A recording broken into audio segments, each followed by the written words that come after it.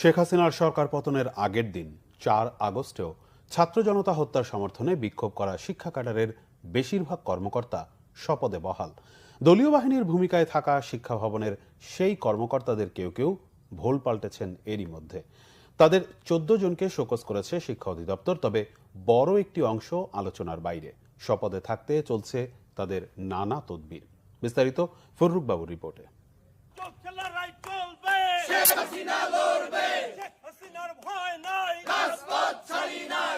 Slogan দেয়া ব্যক্তিরা কোনো রাজনৈতিক দলের কর্মী নয়, মাধ্যমিক ও উচ্চ মাধ্যমিক অধিদপ্তরের কর্মকর্তা।